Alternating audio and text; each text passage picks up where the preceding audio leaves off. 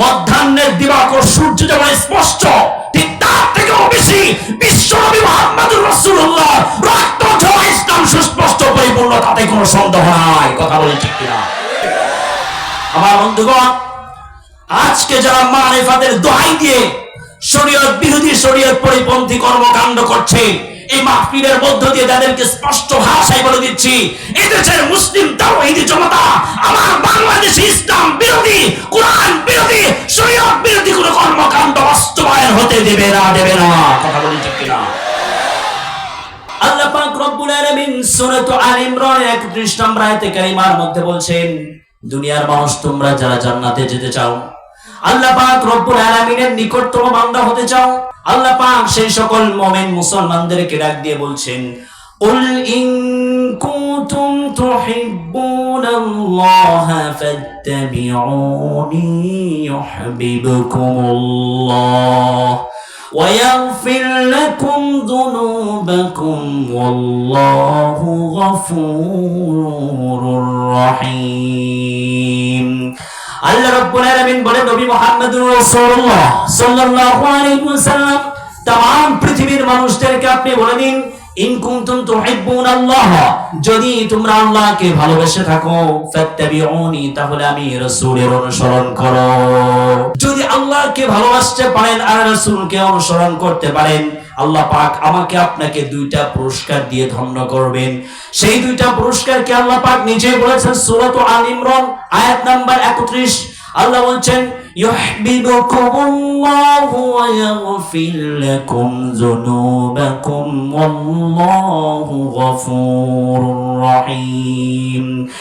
এক নাম্বার পুরস্কার আল্লাহ বলছেন, বান্দারে তুমি যদি আমাকে ভালোবাসতে পারো, আমার রাসূলের অনুসরণ করতে পারো, বান্দা তোমাকে দুইটা পুরস্কার দিয়ে ধন্য করবে। এক নাম্বার পুরস্কার, বান্দা আমি আল্লাহ নিজে তোমাকে ভালোবাসা দিব।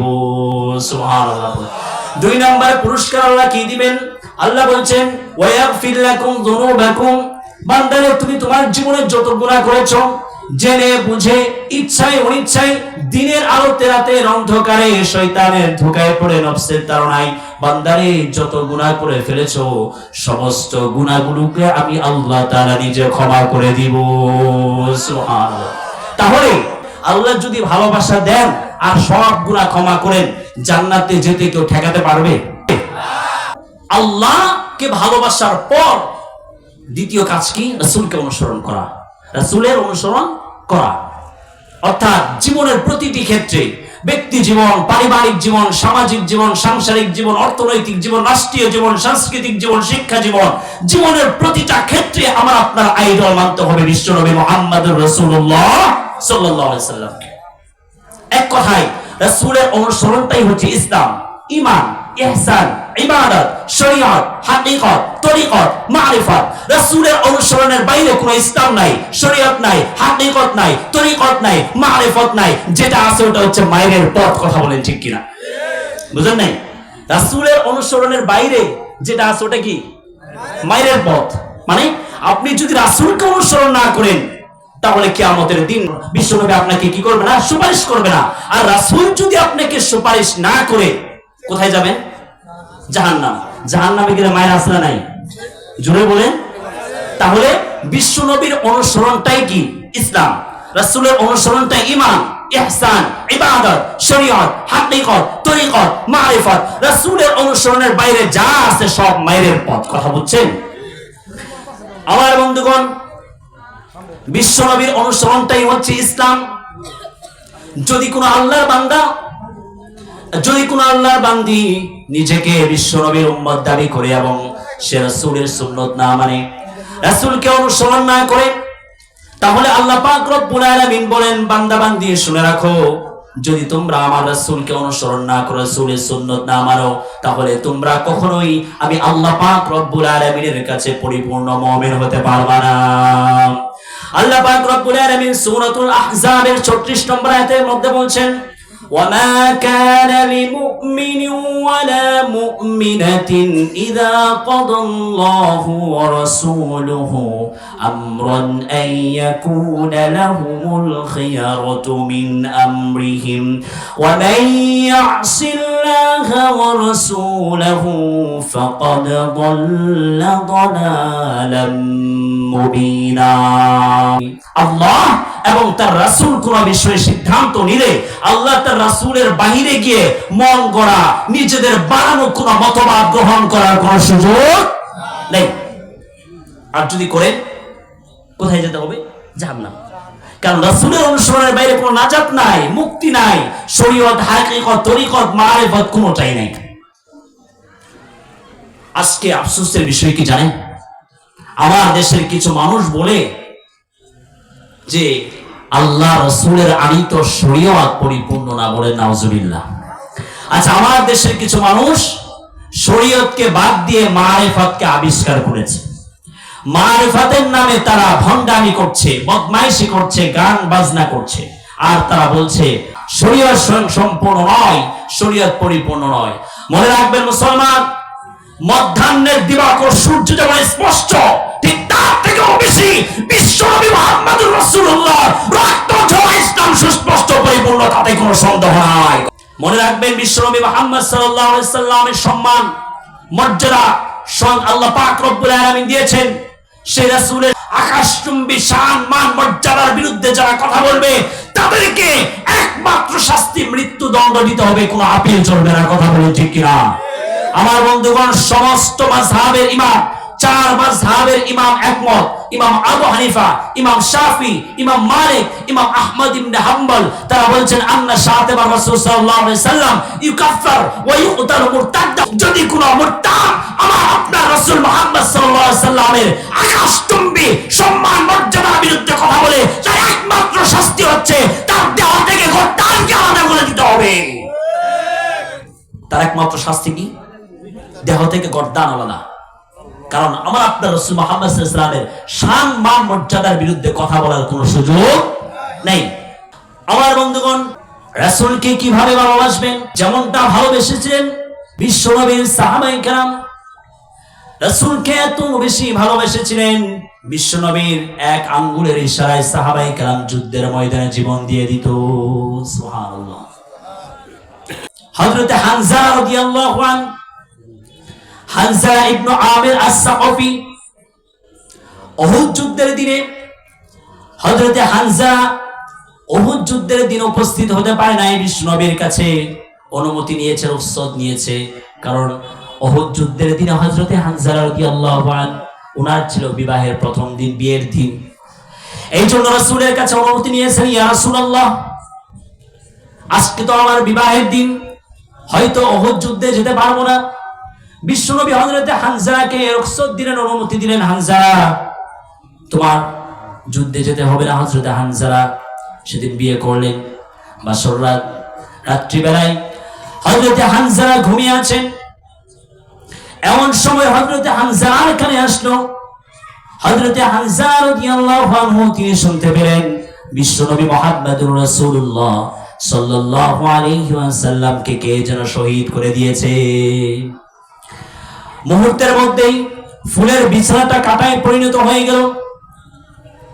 হযরত হামজার চোখ মুখ থেকে বাসর রাতের সমস্ত সুখ শান্তি ম্লান হয়ে গেল। হযরত হামজার প্রিয়তমা স্ত্রী নববধূ জিজ্ঞেস করলো, হামজা কি হয়েছে? হযরত হামজা জবাব দিয়ে বললেন, আল্লাহ রাসূল মুহাম্মদ সাল্লাল্লাহু আলাইহি সাল্লাম দুনিয়াতে নাই। এই কথা শোনার পর আমি হামজা বিছানায় এক মুহূর্ত থাকার কোনো সুযোগ নাই। সুবহানাল্লাহ। হযরত হামজা রাদিয়াল্লাহু আনহু তিনি তরবারিটা হাতে নিলেন, উঠে দাঁড়ালেন, ঘোড়ার উপর সওয়ার হলেন। এরপরে হযরত হামজা তার প্রিয়তমা নববধূ স্ত্রীকে ডাক দিয়ে বললেন, স্ত্রী, হয়তো আজকে তোমার আমার জীবনের প্রথম রাত, হয়তো আজকে তোমার আমার জীবনের শেষ রাত। যদি শহীদ হয়ে যায় তাহলে আর পাবা না। উহুদ প্রান্তরে যদি আমি শহীদ হয়ে যাই আর তুমি যদি ধৈর্য ধারণ করতে পারো, তাহলে হয়তো আল্লাহ পাক রব্বুল আলামিন জান্নাতে আমাদেরকে আবার দেখা করাই দিবেন। সুবহানাল্লাহ। এই কথা বলে আল্লাহর নবী জালিলুল কদর সাহাবী হযরতে হামজা ছুটে চললেন উহুদের দিকে। উহুদ ময়দানে চলে গেলেন হযরতে হামজা রাদিয়াল্লাহু আনহু। উহুদ ময়দানে গিয়ে বীর বিক্রমের সঙ্গে যুদ্ধ করছেন কাফেরদের সঙ্গে। অনেকগুলো কাফেরদেরকে হত্যা করে ফেললেন। এক পর্যায়ে হযরতে হামজা যুদ্ধ করতে করতে যখন অনেকগুলো কাফেরদের মধ্যে পড়ে গেলেন, সমস্ত কাফেররা হযরতে হামজাকে ঘেরাও করে ধরলেন। তীর দিয়ে, ধনুক দিয়ে, পাথর দিয়ে হযরতে হামজাকে শহীদ করে দিলেন। বিশ্বনবী মুহাম্মদ সাল্লাল্লাহু আলাইহি সাল্লাম উহুদ যুদ্ধ শেষ, সব সাহাবীদেরকে বললেন, ও আমার সাহাবীরা শোনো, উহুদ যুদ্ধে আজকে যারা শহীদ হয়েছে তাদেরকে গোসল দেওয়ার কোনো প্রয়োজন নাই, জানাজা পড়িয়ে তাদের লাশগুলো দাফন করে দাও। এমন সময় দূর থেকে পাগলিনীর মতো দিক বিদিক ছোটাছুটি করতে করতে, দৌড়াদৌড়ি করতে করতে আসছে হযরতে হামজা, ওই যে প্রিয়তমা স্ত্রী, নববধূ স্ত্রী। দৌড়ে এসে বললেন, আমার স্বামী হামজা কোথায়, হামজা কোথায়? সাহাবায়ে কেরাম বললেন, ও হামজার স্ত্রী, চিন্তিত হওয়ার কোনো কারণ নাই, কষ্ট পাওয়ার কোনো কারণ নাই, কারণ তোমার স্বামী হামজা তো উহুদ প্রান্তরে এসে শহীদ হয়ে আল্লাহর জান্নাতের মেহমান হয়ে গিয়েছে। সুবহানাল্লাহ। হামজার স্ত্রী বললেন, না, আমি এই জন্য কষ্ট পাচ্ছি না, এই জন্য আমার মন খারাপ না, কিন্তু আমি জানি বিশ্বনবীর বিধান হচ্ছে যারা যুদ্ধের ময়দানে শহীদ হয়ে যায় তাদেরকে বিনা গোসলে দাফন করে দেওয়া হয়। কিন্তু আমার স্বামীর সঙ্গে গতকাল ছিল আমার বাসর রাত, ওয়াকানা জুনুবান ফিল লাইল, আমার স্বামী ছিলেন জুনুবী অবস্থায়, অর্থাৎ তার উপর গতকাল গোসল ফরজ ছিল।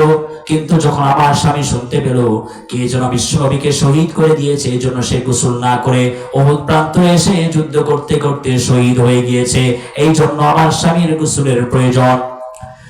বন্ধুগণ, আমার চতুর্দিকে লাশ খোঁজা হচ্ছে, হামজার লাশ খুঁজে পাওয়া যায় না। এবার বিশ্বনবী মুহাম্মদুর রাসূলুল্লাহ সাল্লাল্লাহু আলাইহি সাল্লাম সাহাবীদেরকে ডাক দিয়ে বললেন, ও আমার সাহাবা, হামজার লাশ খোঁজার কোনো প্রয়োজন নাই, হামজাকে গোসলের কোনো প্রয়োজন নাই, কারণ আল্লাহর জান্নাতের ফেরেশতারা মিছিল করে এসে হামজার লাশ জান্নাতে নিয়ে গিয়েছে। সুবহানাল্লাহ, সুবহানাল্লাহ বলবেন না? কদ গাসালাত লাহুল মালাইকাতু বিমা'i তাসলিম। বিশ্বনবী বললেন, হযরতে হামজার লাশকে আল্লাহ পাক রব্বুল আলামিন জান্নাতের তসলিম নহরের পানি দিয়ে ধৌত করে দিয়েছেন। সুবহানাল্লাহ। হাদিসের রাবী বলেন, যখন হামজার লাশ উহুদে পড়ে পাওয়া গেল তখনও পর্যন্ত হামজার শরীর থেকে পানির ফুঁটাগুলো জমিনের মধ্যে পড়ছিল। সুবহানাল্লাহ। এই পানি কোন পানি? দুনিয়ার পানি, জান্নাতের পানি। কুরআনুল কারীম খুলে দেখবেন, আল্লাহ পাক রব্বুল আলামিন কুরআন কারীমের মধ্যে যত জায়গায় নবীদের কথা উল্লেখ করেছেন সব জায়গায় নবীদেরকে আল্লাহ পাক হরফে নিদা দিয়ে ডাক দিয়েছেন। আল্লাহ পাক সমস্ত নবীদেরকে নবীদের নাম বলে বলে ডেকেছেন। যেমন আল্লাহ পাক রব্বুল আলামিন বলছেন, ইয়া আদামু উসকুন আনতা ওয়া যাওজুকাল জান্নাতা ওয়া কুলা মিনহা রাগাদান হাইসু শি'তুমা। আল্লাহ পাক হযরত আদমকে ডাক দিয়ে বলছেন, এরপর আল্লাহ পাক হযরত নূহ আলাইহিস সালামকে ডাক দিয়ে বলছেন, ইয়া নূহ ইহবিত বিসালামিন মিন্না। এরপর আল্লাহ পাক রব্বুল আলামিন হযরত জাকারিয়াকে ডাক দিয়ে বলছেন, ইয়া জাকারিয়া ইন্না নুবাশশিরুকা বিগুলামিন ইসমুহু ইয়াহইয়া। আল্লাহ পাক হযরত ইয়াহইয়া আলাইহিস সালামকে ডাক দিয়ে বলছেন, ইয়া ইয়াহইয়া খুযিল কিতাবা বিকুওয়া। আল্লাহ পাক রব্বুল আলামিন এইভাবে সমস্ত নবীদের নাম ধরে ধরে ডেকেছেন। হযরতে জাতির পিতা হযরতে ইব্রাহিম আলাইহিস সালামকে আল্লাহ পাক বলছেন, ওয়ানাদাইনাহু আইয়া ইব্রাহিম قد صدقت الرؤيا। আল্লাহ পাক রব্বুল আলামিন জবরদস্ত নবী হযরতে মূসা কালিমুল্লাহকে ডাক দিয়ে বলছেন, ওয়া মা তিলকা বিয়ামিনিকা ইয়া মূসা। এইভাবে সব নবীদের নাম ধরে ধরে আল্লাহ পাক ডেকেছেন। কিন্তু যখন আমার আপনার নবী মুহাম্মদুর রাসূলুল্লাহ সাল্লাল্লাহু আলাইহি ওয়াসাল্লামকে রাখার প্রয়োজন হয়েছে, তখন নবুয়ত এবং রিসালাতের বিশেষণকে বিশেষায়িত করে সম্বোধন করেছেন। কোরআনের কোন একটি জায়গাও রাসূলের নাম বলে আল্লাহ পাক ডাকেন নাই। সুবহানাল্লাহ। যেমন আল্লাহ পাক রব্বুল আলামিন বলছেন, ইয়া আইয়ুহাল মুযাম্মিলু কুমিল লাইলা ইল্লা কলিলা। আবার আল্লাহ পাক বলছেন, ইয়া আইয়ুহাল মুদাসসির কুম ফাআনযির রাব্বাকা ফাকাব্বির। আবার আল্লাহ পাক রব্বুল আলামিন আমার আপনার রাসূলকে কত সুন্দর করে ডাক দিয়ে বলছেন, ইয়া আইয়ুহান নাবিয়্যু হাসবুকাল্লাহু ওয়া মান ইত্তাবা'আকা মিনাল মুমিনিন। আবার কোরআন আমার আপনার নবী মুহাম্মদ রাসূলুল্লাহ সাল্লাল্লাহু আলাইহি ওয়াসাল্লামকে আল্লাহ পাক ডাক দিয়ে বলছেন, ইয়া আইয়ুহার রাসূল বাল্লিগ মা উনজিলা ইলাইক। আল্লাহ পাক রব্বুল আলামিন যত জায়গায় আমার আপনার নবীর নাম ডেকেছেন, সব জায়গায় নবুয়ত এবং রিসালাতের বিশেষণকে বিশেষায়িত করে সম্বোধন করেছেন। কোরআনের কোন একটি জায়গাও রাসূলের নাম বলে আল্লাহ পাক ডাকেন নাই। সুবহানাল্লাহ। রাসূলের এত সম্মান, এত পার্সোনালিটি ছিলেন আমার আপনার রাসূল মুহাম্মদ রাসূলুল্লাহ। সেই রাসূলের যদি অনুসরণ না করতে পারি তাহলে শয়তানেরটা করব। বলেন কার অনুসরণ করবেন? অনুসরণ কার করবেন? কথা বলেন কার? নবী মুহাম্মদ রাসূলুল্লাহ সাল্লাল্লাহু আলাইহি ওয়াসাল্লাম। আফসোস লাগে মুসলমান, আমার দেশে দেখা যায় মাঝে মাঝে কিছু মানুষ বিশ্বনবী মুহাম্মদ সাল্লাল্লাহু আলাইহি ওয়াসাল্লামের আকাশচুম্বী শান মান মর্যাদার বিরুদ্ধে কিছু মুরতাদের বাচ্চারা তারা মাঝে মাঝে কথা বলে। কথা বলে ঠিক কিনা? বলে না?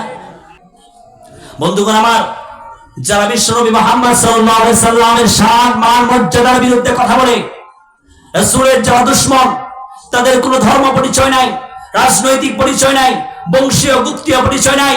আল্লাহ রাসূল সাল্লাল্লাহু আলাইহি ওয়াসাল্লামের যারা দুশমন, তাদের একটাই পরিচয়, তারা মানবতার দুশমন, বিশ্ব সভ্যতার দুশমন, আল্লাহ দুশমন, আল্লাহ রাসূলের দুশমন, কোটি মুসলমানের জানের দুশমন। কথা বলেন ঠিক কিনা? আপনাদের সমাজ, আমার দেশে যদি কোনো মুরতাদ যদি আমার আপনার রাসূলকে নিয়ে কথা বলে, সেখানে চুপ থাকার কোনো সুযোগ আছে? আছে? বন্ধুগণ, আল্লাহ পাক রব্বুল আলামিন বলেন, নবী হ্যাঁ, আপনাকে শুধুমাত্র মক্কার জন্য, মদিনার জন্য, তায়েফের জন্য, ইয়ামানের জন্য, সিরিয়া মিশরের জন্য, আফগানিস্তান, ফিলিস্তিন, বাংলাদেশ, পাকিস্তানের জন্য নবী বানায় পাঠাই নাই। আল্লাহ পাক রব্বুল আলামিন আমার আপনার নবীকে কত সম্মান, কত মর্যাদা দিয়েছেন। সূরাতুন নিসার মধ্যে, সূরাতুন নিসা এর 79 নম্বর আয়াতের মধ্যে আল্লাহ বলছেন, ওয়া আরসালনাকা লিন-নাসি রাসূলান ওয়া কাফা বিল্লাহি শাহীদা। আল্লাহ পাক বলছেন, রাসূল আমি আপনাকে শুধুমাত্র মক্কা মদিনার জন্য, নির্দিষ্ট কোন এলাকা গোত্র বংশের জন্য নবী বানায় পাঠাই নাই। ওগো রাসূল মুহাম্মদ সাল্লাল্লাহু আলাইহি সাল্লাম, আমি আপনাকে তামাম পৃথিবীর সমস্ত মানুষের জন্য নবী বানিয়ে পাঠিয়েছি। সুবহানাল্লাহ। আল্লাহ পাক বলছেন, রাসূল আপনাকে শুধুমাত্র একটা গোত্রের জন্য নবী বানাই নাই, আপনি তো হচ্ছেন তামাম পৃথিবীর যত মানুষ আছে সব মানুষের নবী। সুবহানাল্লাহ। বলেন বন্ধুগণ আমার, বিশ্ব নবীর সম্মান কত বেশি।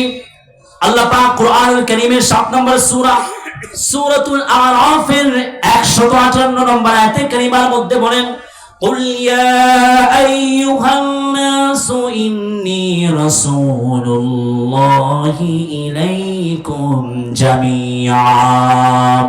ওগো আল্লাহর রাসূল, তাম পৃথিবীর মানুষকে বলুন, ইয়া আইয়ুহান নাস, হে লোক সকল, হে মানুষ শুনো, ইন্নী রাসূলুল্লাহি ইলাইকুম জামিআ। আল্লাহ পাক রব্বুল আলামিন তাম পৃথিবীর সব মানুষের জন্য আল্লাহ আমাকে নবী বানিয়ে পাঠিয়েছেন। সুবহানাল্লাহ। এমন নবী আমরা পেয়েছি, এমন নবী আমরা পেয়েছি।